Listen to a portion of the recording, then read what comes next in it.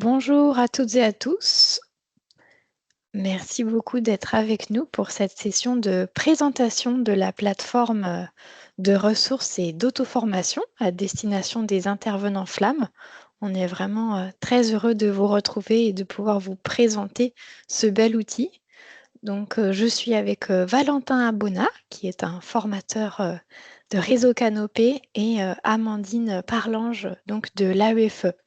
Je vais tout d'abord commencer avec quelques mots d'introduction sur Réseau Canopé et puis le contexte de cette plateforme à destination des intervenants flammes. Donc Réseau Canopé, nous sommes un opérateur du ministère de l'Éducation nationale spécialisé autour de la formation des enseignants et en particulier leur formation au numérique et par le numérique.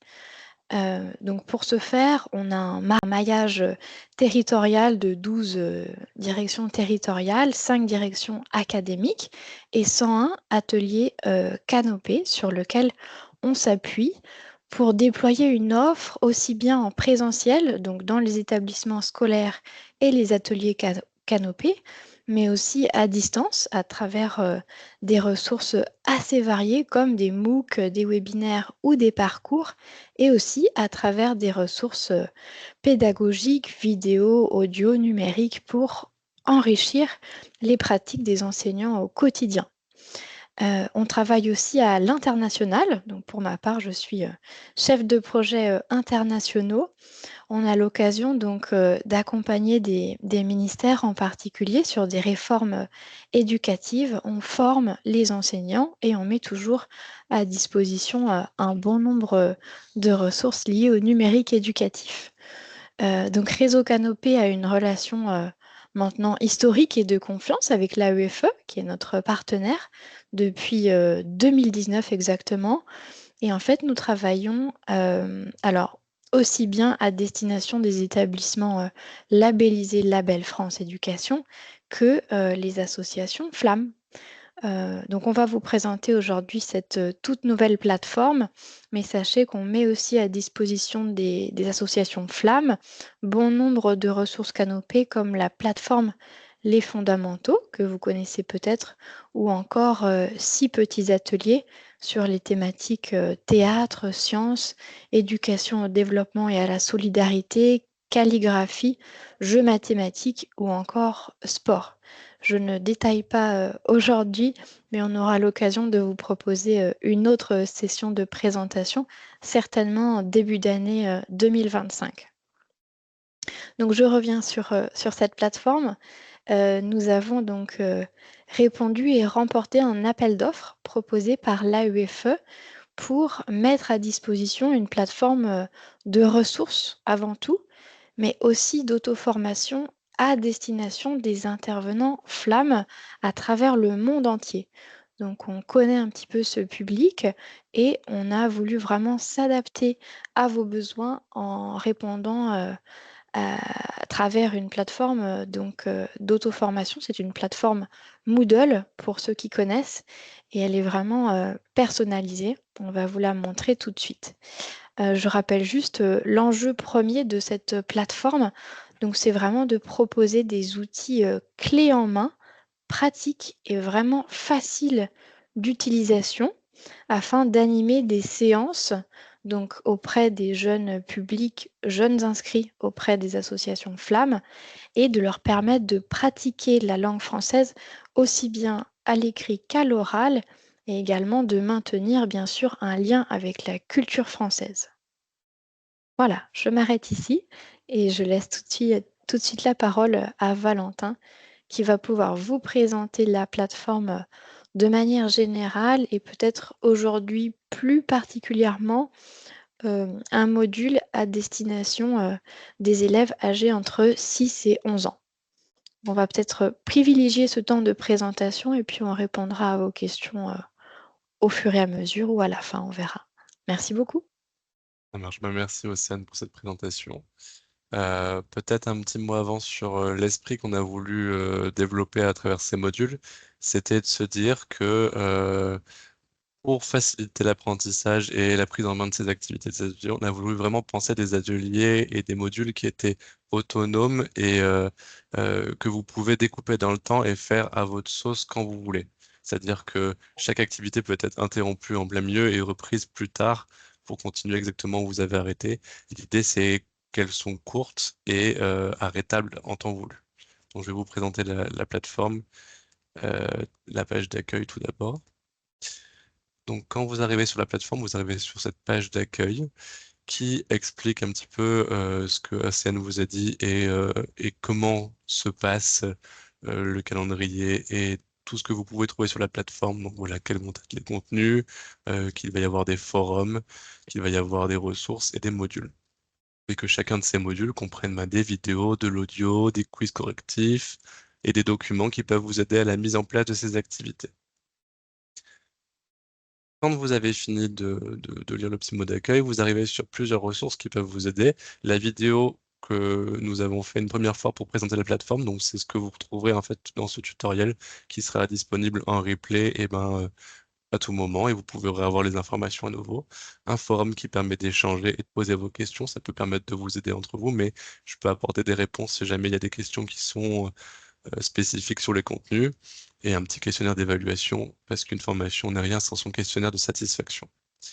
Donc, on parlait de modules pour des élèves de 6 à 11 ans. Il y a deux parcours, un pour du coup les élèves de 6 à 11 ans, qui comprend la carte postale sonore, les jeux de rôle et la création d'une BD. Je vais vous prendre l'exemple de la carte postale sonore qu'on va détailler ensemble.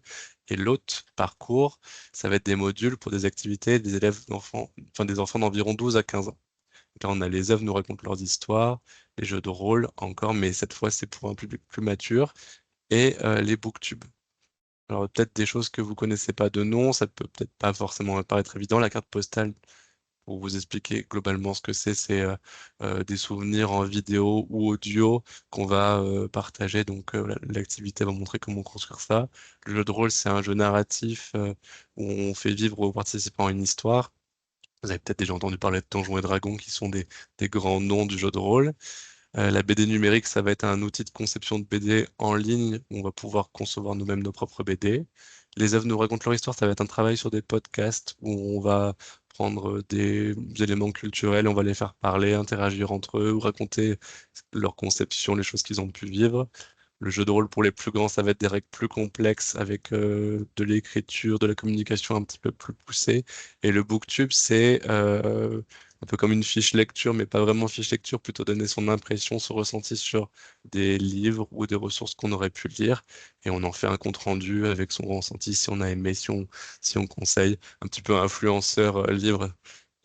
Généralement, on parle en ce moment de BookTok sur TikTok, faire la review des livres qu'on peut lire. Donc, pour vous présenter un petit peu comment un parcours va se dérouler. Si je clique sur la carte postale sonore, on m'ouvre une nouvelle page et vous le voyez sur la gauche, ça va être toutes les étapes euh, que je vais pouvoir avoir et toutes les petites sous-catégories de la conception de mon module.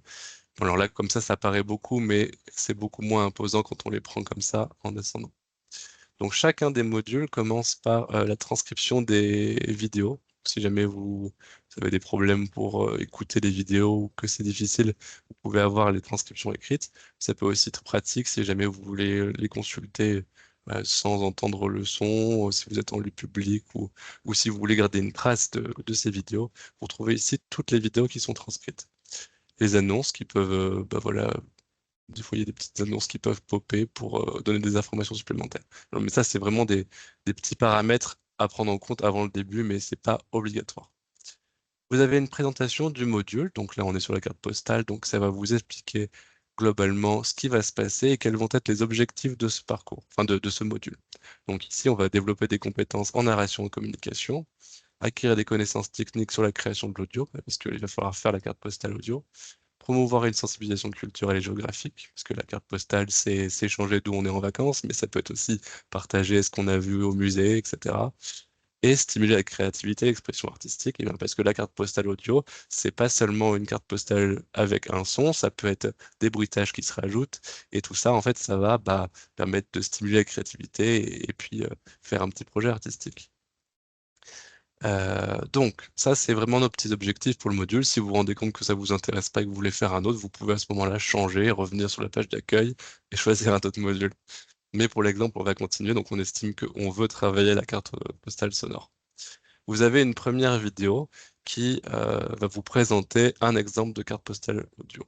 Donc, je ne sais pas si on entend ce que je partage. Je pense que non, il faudrait que je paramètre. C'est tout petit. Et Partager en le son. vacances. Voilà. La Donc ville là, est vraiment très belle on et il entend. fait grand soleil. Est-ce qu'on entend Océane? Tu peux me dire dans Ici, le la chat si on entend. spécialité, ce sont les bouchons. Oui, c'est parfait, Valentin. Ok. C'est bon. Et non pas ceux On avec des entend, voilà, voitures, une mais carte ceux où l'on postale peut qui se manger. déroule. Je vais couper parce que si je parle en même temps, c'est compliqué de comprendre ce que je dis, pardon.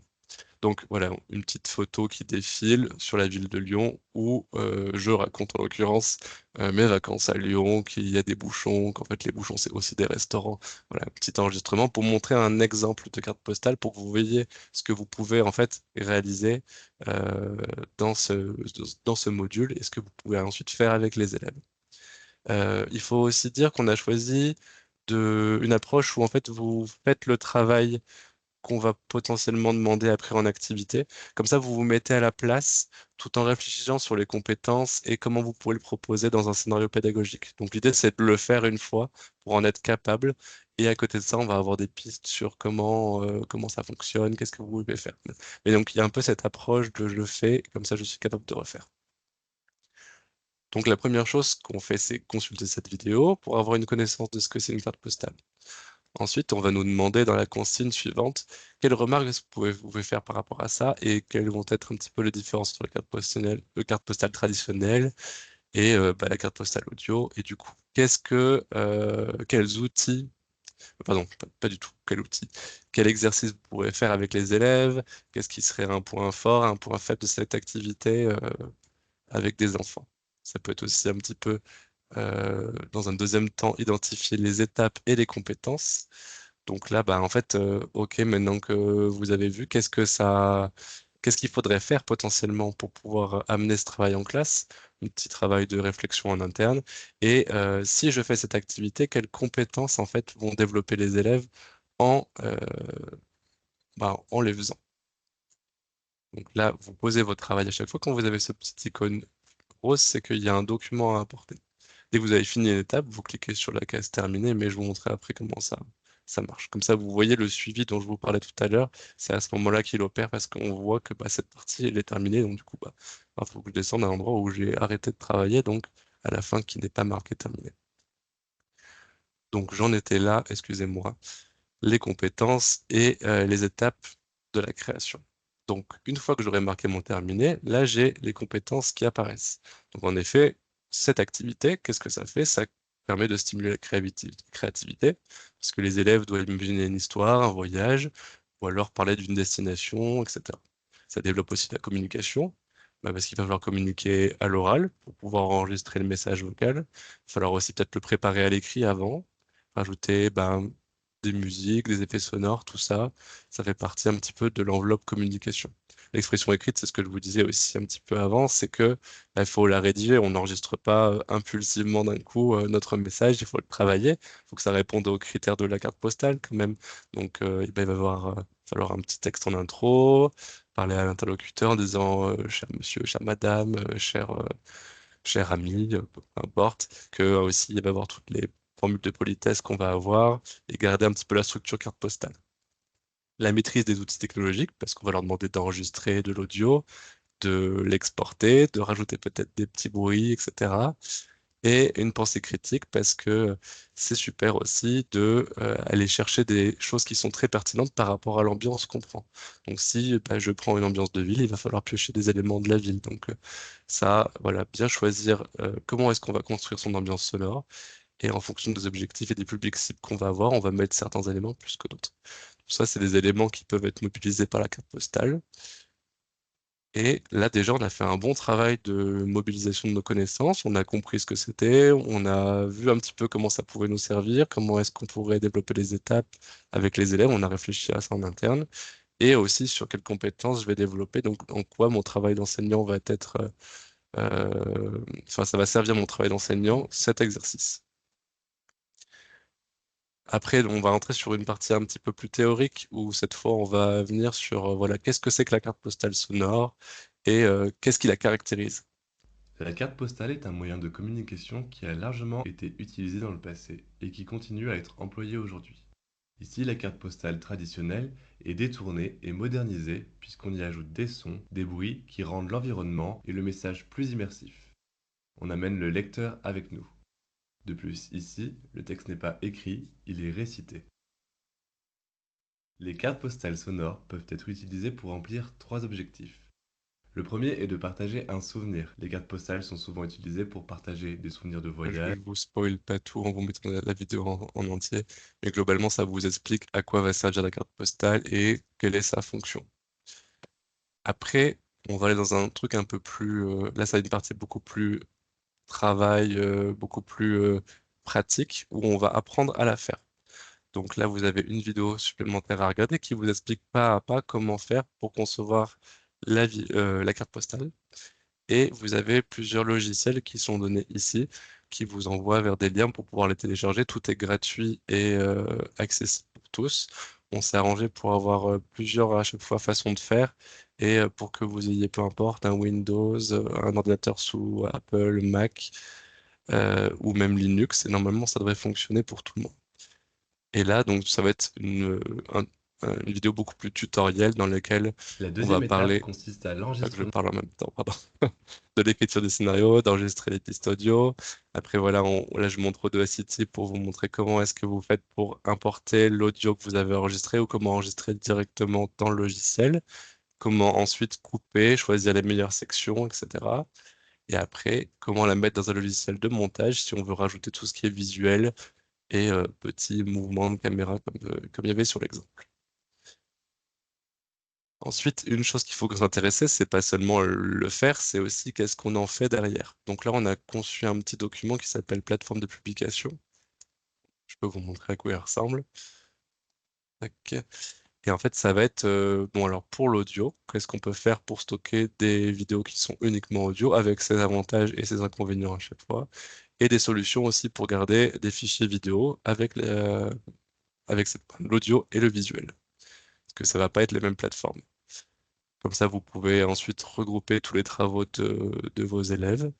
Et enfin, on va vous demander une partie de produire un petit élément, parce que l'idée, c'est pour être convaincu de l'utilité de l'outil et de faire un premier pas vers cette activité, et ben, créer sa propre mini carte postale. Donc de 15 à 20 secondes, vous voyez, c'est vraiment un tout petit travail à fournir. Et on doit, dans ce travail, inclure tous les éléments d'une carte postale, tels que les salutations, le ton formel, l'aspect visuel. Et vous pouvez ajouter un petit bruitage. Je vous ai mis un lien vers la Sanotex, c'est une bibliothèque de sons libres qu'on peut télécharger et ensuite ajouter à sa vidéo. Donc l'idée, c'est, dans l'activité, de pouvoir la déposer et vous voyez, vous avez une grille d'évaluation qui vous permettra de consulter tous les critères avec lesquels vous pouvez répondre, enfin, avec lesquels vous devez construire votre travail. Vous cliquez sur Ajouter un travail, et moi, ensuite, je vais voir cette production, et si vous voulez un retour, je peux vous en faire. Pour le moment, vous voyez, je n'ai pas mis de travail. Si jamais c'est une activité qui vous prend trop de temps, vous pouvez quand même la marquer terminée et passer à la suite, c'est pas bloquant. Et ensuite, là, on va s'intéresser, maintenant que vous l'avez fait, vous savez comment on fait une carte postale, vous savez ce que c'est, et vous avez plus de secrets pour la carte postale. Qu'est-ce qu'on fait avec les élèves? Donc là, il y a une proposition de fiche pédagogique qui est donnée. C'est une proposition, ça veut dire que c'est une façon de faire cette activité avec des élèves en face. Je vous l'ouvre pour vous la montrer. Mais l'idée, c'est de vous l'approprier et d'en faire votre propre lecture. C'est-à-dire que là, ça va être des étapes assez basiques sur comment intégrer dans une séance pédagogique, mais vous avez peut-être d'autres idées et elles sont tout à fait intenables. L'idée, c'était juste de vous donner de clé en main pour que si vous voulez le faire demain, ça va peut-être un petit peu rapide, mais si vous voulez le faire très rapidement, eh ben, vous avez tout pour pouvoir le faire. Donc voilà, ça va préciser quel matériel il faut, les modalités avec les élèves, les compétences qui sont développées, et séance par séance. Vous avez un déroulé avec une note pour pouvoir mettre des remarques personnelles et des consignes qu'est-ce qu'on fait? Donc là, ce serait par exemple commencer par présenter l'objet de la carte postale traditionnelle. Qu'est-ce qu'en fait, après, on pose comme question aux élèves pour pouvoir leur faire avenir avec la structure de la carte postale. Donc, qu'est-ce qu'on va travailler en écrit, à quoi ça sert, à quoi ça ressemble une carte postale, où est-ce qu'on écrit sur la carte postale, tout ça, etc. Et pour arriver petit à petit ensuite à la production d'une carte postale sonore. On a d'abord un gros petit travail sur la carte postale normale, puis après on fait notre travail sur la carte postale sonore. Un rappel des connaissances, qu'est-ce que ça changeait la carte postale sonore par rapport à la carte postale normale, comment est-ce qu'on va enregistrer nos cartes postales, on enregistre d'abord le texte, les bruitages, etc. Tout est détaillé étape par étape pour que vous puissiez le faire. Mais voilà, c'est une proposition. Si jamais vous en avez d'autres, libre à vous de le faire comme vous voulez. Ou libre à vous de faire une autre activité si celle-ci vous plaît, mais que peut-être qu'il y a un autre élément qui vous plaît plus. Et après, l'idée, c'est d'évaluer les cartes postales qu'on a produites. Donc là, vous avez la petite grille d'évaluation que je vous avais mis tout à l'heure, que vous pouvez déposer pour témoigner de votre travail. Et de vous dire, ça j'ai bien fait, ça j'ai bien fait, ça j'ai bien fait. Si je marque terminé, hop, voilà, j'avais pas fait la suite encore. Et ben j'accède à la prochaine activité qui est la fiche de synthèse. La fiche de synthèse, c'est un document qui reprend tous les éléments que vous avez pu voir, donc pas besoin de prendre de notes pendant le parcours. L'idée, c'est de se dire, dans cette fiche, j'ai toutes les informations qui me rappellent vite fait de quoi j'ai besoin. Donc un micro, un casque, etc., un logiciel d'audio, un logiciel de montage, et comment on fait étape par étape, écrire son scénario, enregistrer son message vocal, etc., jusqu'à partager sa carte postale. Et enfin, le dernier petit point, c'est les ressources complémentaires, où là, vous avez d'autres exemples, peut-être grossir parce que c'est peut-être un peu petit pour vous, d'autres exemples de cartes postales avec un site qui vous donne accès. Si vous voulez aller plus loin, voilà, il y a d'autres éléments. Le rappel des logiciels de montage, si jamais vous êtes passé à côté du lien tout à l'heure.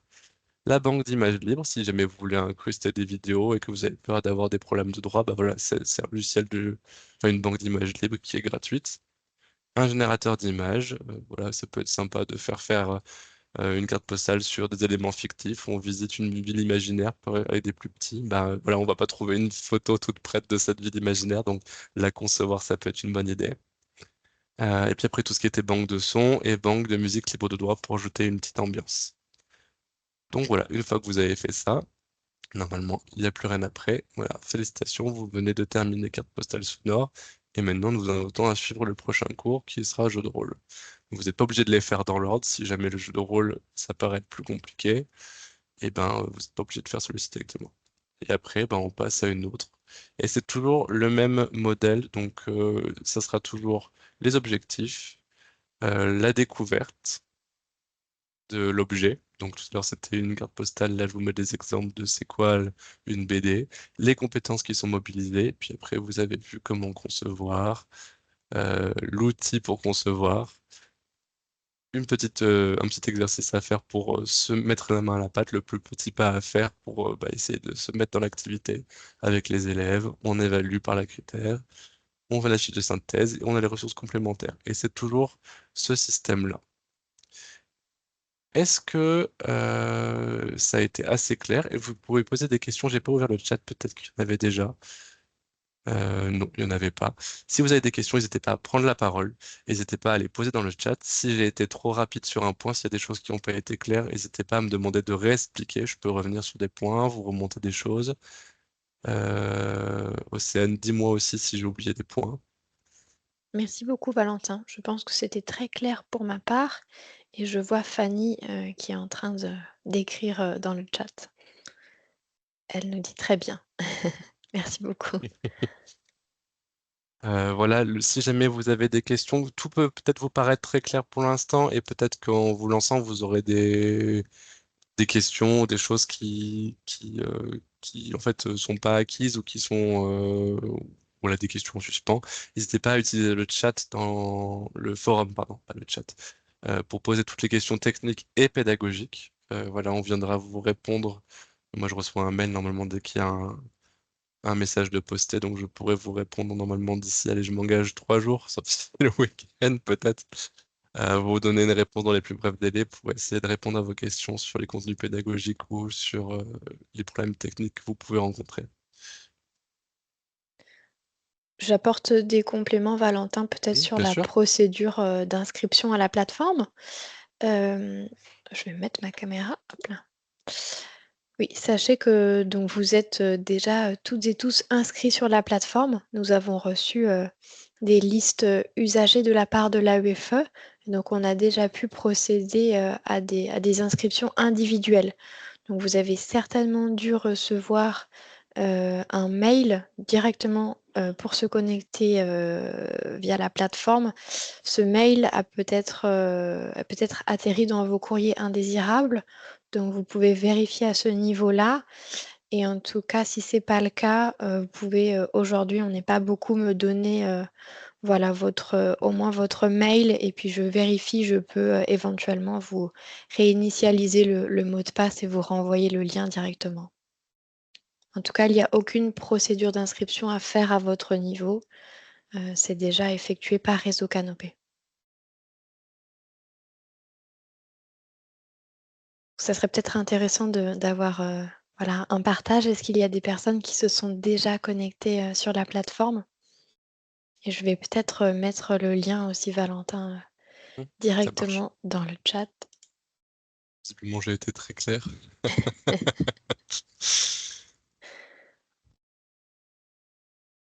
En tout cas, n'hésitez pas à consulter au moins les ressources. S'il n'y a rien d'engageant, vous pouvez avoir accès à l'intégralité du parcours en parcours en mettant terminé l'activité. C'est 1 heure par petit module, mais j'ai vraiment pris le temps. Enfin, c'est 1 heure, je pense que c'est largement jouable si vous faites tout en détail. Si vous voulez juste consulter tout rapidement, ça sera beaucoup moins. Euh, mais voilà, je pense que ça peut être des activités qui sont chouettes à mettre en place avec un public jeune. Euh, c'est des super. Enfin, nous, c'est des choses qu'on fait en formation à côté. La carte postale, je sais que ça plaît toujours beaucoup aux enseignants quand ils la mettent en place. Le jeu de rôle, c'est un peu plus haut niveau, mais c'est aussi quelque chose de très engageant et c'est super pour développer plein de compétences hyper différentes que des choses disciplinaires. Ça crée de la coopération, ça crée de l'esprit critique, ça permet d'aider les jeunes à dépasser leur timidité parfois. Donc, c'est des super outils que nous, on adore utiliser dans nos pratiques. Donc, n'hésitez pas. Nous avons prévu en tout cas 3 sessions de présentation comme celle-ci, 3 webinaires pour cette fin d'année 2024. Donc là, vous participez au premier webinaire. Le second aura lieu le vendredi 8 novembre à 13 heures, heure de Paris. Et le dernier pour l'année, le 18 novembre à 17 heures.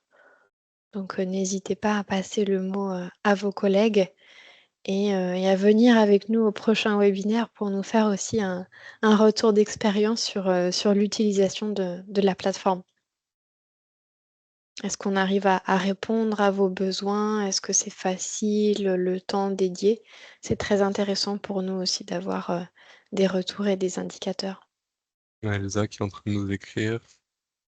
Oui, sur les dates, tout à fait, exactement. Oui, je précise tout ça. Oui, exactement. Donc le 8 novembre, tout à fait, on souhaitait peut-être présenter une autre thématique à destination des élèves 12-15 ans. Bah, d'ailleurs, peut-être que Valentin, tu peux réafficher les thématiques et avoir Oui, bien sûr. un petit peu un retour, un sondage sur une thématique en particulier qui pourrait vous intéresser davantage. Hop, c'est tout bon, on voit bien là? Parfait, très bien. Moi, j'adore les œuvres nous racontent leur histoire, mais c'est ma préférence, je ne veux pas influencer. Ah, on a une petite question de Kavita pour toi, Valentin. Alors, je trouve l'idée de la carte postale intéressante, mais y a-t-il d'autres activités avec plus d'écrits? Alors, la BD numérique va être entièrement à l'écrit. Il va y avoir une partie sur ordinateur, mais du coup, ça va quand même être la création d'une histoire. Il y a aussi tout un travail sur le vocabulaire de la bande dessinée, comment est-ce que c'est conçu. Et en fait, ça se fait dans un logiciel qui s'appelle BDNF, donc c'est un logiciel de la BNF.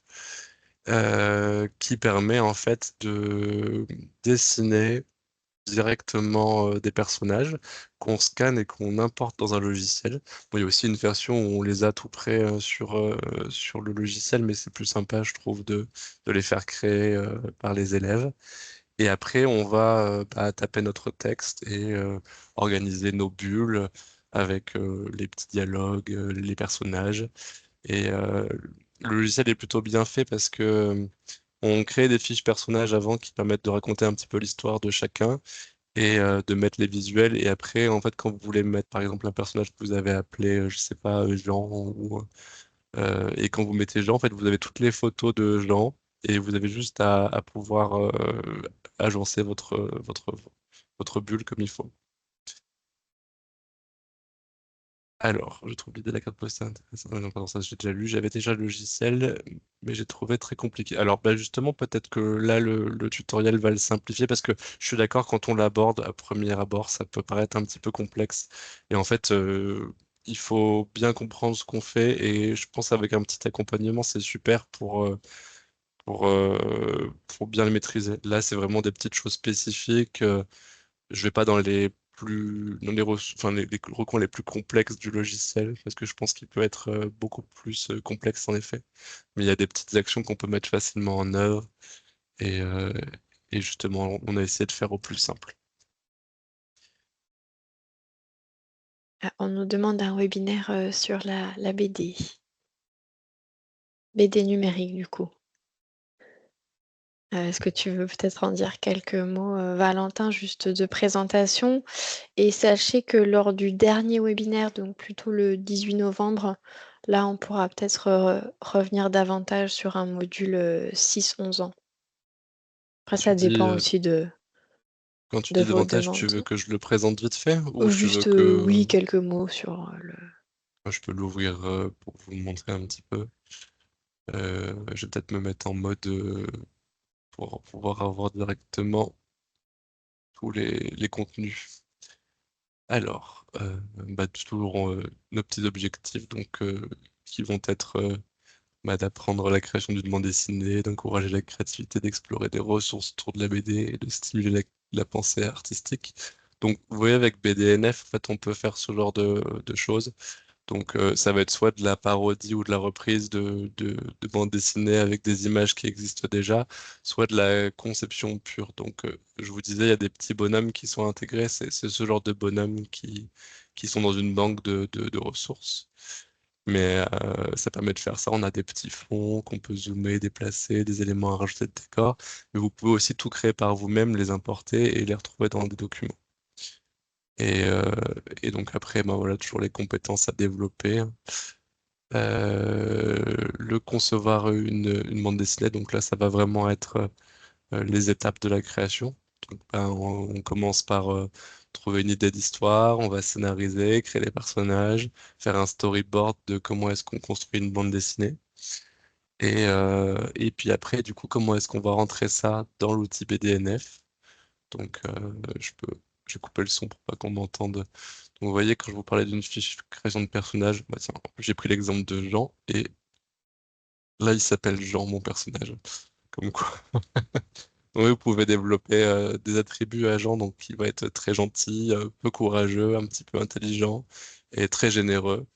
Il y a des goûts, intérêts, et en fait, on leur fait vraiment des fiches qui permettent de développer tout un caractère au personnage. C'est super intéressant à construire avec des plus petits.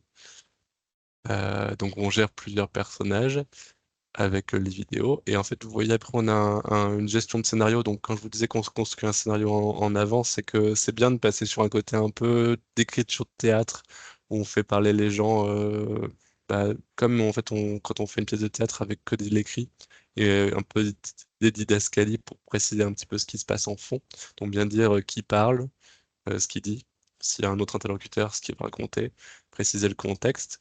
Et vous voyez, en fait, on va voir case 1, bah, Jean rencontre Julie, donc c'est ce qui se passe. Et après, on peut préciser combien il y aura de bulles et qui parle et ce qu'il dit. Donc ça permet de structurer son discours et sa bande dessinée, mais sans commencer l'étape de création et structuration de la BD. Et après, on va passer au placement des personnages. Donc, vous voyez, on a nos images sur les côtés qui sont enregistrées. Bon, ça, c'est moi qui ai scanné mes magnifiques dessins. Et après, on va rajouter des enfin, des petites bulles de parole et le texte que l'on dispose. Et ça permet d'avoir comme ça son ensemble. Puis on va choisir les filtres, les supports et la mise en page parce qu'on a plein de façons d'agencer les bulles et ça permet de créer une petite activité. Donc voilà, pareil comme tout à l'heure, on crée une petite part de bande dessinée avec une ou deux bulles. Les élèves, ce qu'on peut faire, c'est une proposition pédagogique comme pour les autres. Donc je peux l'ouvrir vite fait pour vous montrer.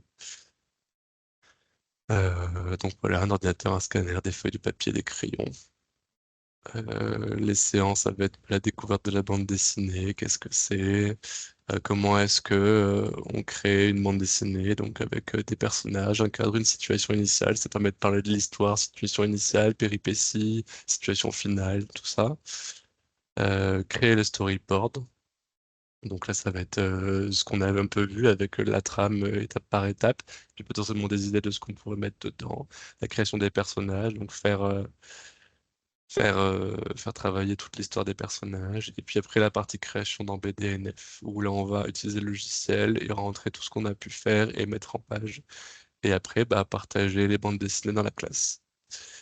Ça peut être aussi accouplé avec un travail de l'aménagement d'un coin lecture ou des choses comme ça, que vous pouvez mettre les bandes dessinées produites par les élèves dans ce coin, etc. Oui, 6 séances, après c'est une proposition, vous pouvez le faire plus longuement, plus rapidement, tout est possible. Alors je vois qu'il y a beaucoup de petits commentaires. Oui, Kavita nous demandait également si l'activité était faisable avec une classe de CM1 en particulier. Ah bah, nous on l'avait mis sur des élèves de 6 à 11 ans, donc il me semble que les CM1 c'est bien dans cette tranche d'âge. Si je dis pas de bêtises, je me mélange tout le temps. Mais oui, c'est vraiment au premier degré qu'on l'a préconisé cette activité. Moi, je sais que j'ai pas mal de formateurs qui la font avec. Oui, ça va être dès qu'on commence à écrire en fait et qu'on sait faire des dialogues simples, on peut vraiment faire des choses toutes petites. C'est pas la peine de faire des grandes bandes dessinées. Après, ça peut être beaucoup plus complexe et on peut arriver sur des choses à plusieurs pages, mais deux, trois cases avec juste des petits dialogues, c'est déjà super intéressant de voir qu'on est capable de créer son histoire. Il faut compter combien de temps pour une page de BD. Alors, la page de BD, ça va vraiment être combien de cases vous faites parce que voilà, il y a des productions en fait qui sont vraiment, bah voilà, deux petites cases. Et après, bah voilà, il y a des choses beaucoup plus complexes où on fait une page entière, une planche. On va pouvoir faire plusieurs planches, une histoire avec des tomes. On peut imaginer qu'elles se suivent. Donc, ça va vraiment dépendre de vous. C'est à vous de choisir en fait la grandeur de l'activité que vous désirez faire. Merci Valentin, je viens de réaliser où était mon micro. Pardon. Ah, pas de souci. Merci. Merci d'avoir pris la Depuis, parole. depuis tout à l'heure, je tape, c'était très long. Euh, oui, non, j'ai des CM1. C'est vrai que la carte postale, Hmm. je ne sais pas s'ils auraient accroché. Je dis CM1, mais c'est vraiment des préados, hein, parce que on les classe par niveau, par leur niveau de langue. Mais c'est vrai que la BD, alors peut-être que c'est moi, je suis pas très, voilà, tout ce qui est logiciel, il m'a paru très compliqué juste de créer un personnage, j'avais mis une éternité, et vu que je les ai qu'une heure et demie, je savais pas comment le mettre en place. Donc là, j'ai vu le déroulé des 6 séances, du coup, ça a l'air sympa. Merci beaucoup. Merci à vous. Merci Valentin pour cette deuxième présentation. C'était pas prévu, mais je pense que c'est intéressant de s'adapter aux C'est bien de demandes pouvoir voir et aux un besoins. peu ce Oui. qu'il y a dans les parcours. J'ai une autre question, du coup, pour les prochains webinaires. Est-ce que c'est la même chose ou c'est la suite, en fait, de cette présentation? Et dans le prochain, on avait dit qu'on faisait plus un focus sur les 12-15 ans. Donc bah là, on va vous présenter bah, peut-être les œuvres ou le booktube ou le jeu de rôle pour les plus grands. Après, ça va rester la même présentation de comment fonctionne le parcours si on a des personnes qui sont nouvelles. Après, si jamais on constate que c'est que des personnes qui ont déjà suivi les tutoriels, peut-être qu'on peut uniquement se concentrer sur les contenus des parcours. On verra en temps voulu. Exactement. Et idéalement, on aimerait beaucoup avoir aussi des témoignages et des échanges avec des personnes ayant testé les modules pour aller plus loin et échanger aussi entre pairs. Après, Oui, pas de c'est pression, si jamais c'est pas fait, c'est pas grave, vous pouvez non. venir quand même. Puis on a proposé aussi différents créneaux, selon des jours différents et des créneaux horaires différents pour, avoir Pour un tout le monde. maximum de collègues, flammes, connectés. Y a-t-il des présentations pour le module de formation des enseignants en 2025? J'espère que j'ai bien compris. Alors, c'est par rapport à l'ouverture des parcours? Océane, je te laisse répondre tout à l'heure. Non, non, je crois que c'est par rapport en fait, aux ressources, Canopé. Donc là, on n'est plus sur la plateforme, on est sur l'offre un petit peu, voilà, permanente. Effectivement, on met à disposition, que la plateforme, les fondamentaux, donc ce sont des films d'animation et comprenant des kits, pédagogiques, assez complets sur, énormément de matières et de thématiques différentes et également, on met maintenant aussi, à disposition des petits ateliers. Ce sont aussi, des ressources, clés en main. Voilà, donc ça fera l'objet d'une autre, présentation effectivement par, Réseau Canopé. Ces ressources, elles sont aussi, gratuites, grâce, au soutien, de l'AEFE et du ministère de l'Europe et des Affaires étrangères. Donc on a une procédure, spécifique pour, accéder à ces ressources, pardon, avec un code unique. Voilà, donc on devrait, organiser cette session, en début d'année, 2025. Amandine, de l'AEFE sera à la manœuvre, aussi de cette coordination avec nous. Est-ce qu'il y a d'autres, questions, d'autres réactions? Est-ce que vous pensez que la plateforme, pourrait, plaire et convenir aussi à d'autres collègues? Merci beaucoup Élise. Et oui, merci Amandine, pour le message. Effectivement, le catalogue, des ressources et la procédure d'accès aux ressources a été, transmise directement par l'AEFE, donc pour l'année, voilà 2024-2025. Merci pour tous ces retours, c'est très encourageant. Effectivement, oui, oui, il faut la tester et on pourrait vraiment aller plus loin aussi, avec des retours, utilisateurs. Merci à vous. Merci beaucoup. Merci d'avoir été avec nous, ce soir ou ce matin, en effet, je ne sais pas.